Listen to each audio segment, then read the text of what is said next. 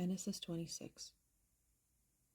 Now there was a famine in the land, besides the previous famine that had occurred in the days of Abraham. So Isaac went to Gerar, to Abimelech king of the Philistines. The Lord appeared to him and said, "Do not go down to Egypt. Stay in the land of which I shall tell you.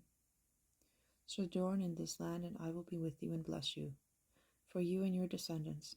I will give all these lands, and I will establish the oath which I swore to your father Abraham. I will multiply your descendants as the stars of heaven, and will give your descendants all these lands. And by your descendants all the nations of the earth shall be blessed. Because Abraham obeyed me and kept my charge, my commandments, my statutes, and my laws." So Isaac lived in Gerar. One of the men of the place asked about his wife. He said, "She is my sister," for he was afraid to say "my wife," thinking, "The men of the place might kill me on account of Rebekah, for she is beautiful." It came about, when he had been there a long time, that Abimelech king of the Philistines looked out through a window, and saw, and behold, Isaac was caressing his wife Rebekah. Then Abimelech called Isaac and said, "Behold, certainly she is your wife. How then did you say she is my sister?" And Isaac said to him, "Because I said I might die on account of her." Abimelech said, "What is this you have done to us? One of the people might easily have lain with your wife, and you would have brought guilt upon us." So Abimelech charged all the people, saying, "He who touches this man or his wife shall surely be put to death." Now Isaac sowed in that land, and reaped in the same year 100-fold, and the Lord blessed him. And the man became rich, and continued to grow richer until he became very wealthy, for he had possessions of flocks and herds and a great household, so that the Philistines envied him. Now all the wells which his father's servants had dug in the days of Abraham his father, the Philistines stopped up by filling them with earth. And Abimelech said to Isaac, "Go away from us, for you are too powerful for us." And Isaac departed from there and camped in the valley of Gerar, and settled there.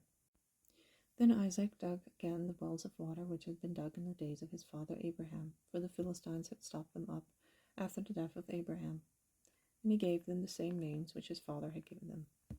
But when Isaac's servants dug in the valley and found there a well of flowing water, the herdsmen of Gerar quarreled with the herdsmen of Isaac, saying, "The water is ours." So he named the well Esek, because they contended with him.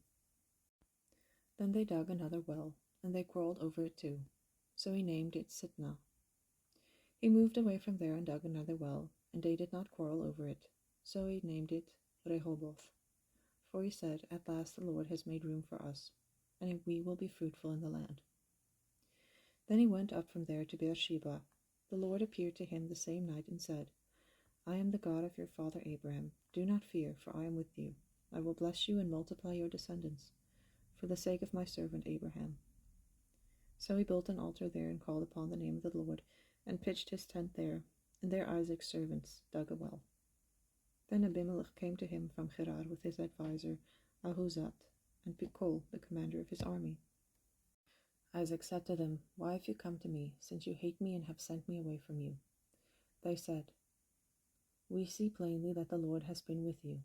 So we said, "Let there now be an oath between us, even between you and us, and let us make a covenant with you, that you will do us no harm, just as we have not touched you and have done you nothing but good, and have sent you away in peace.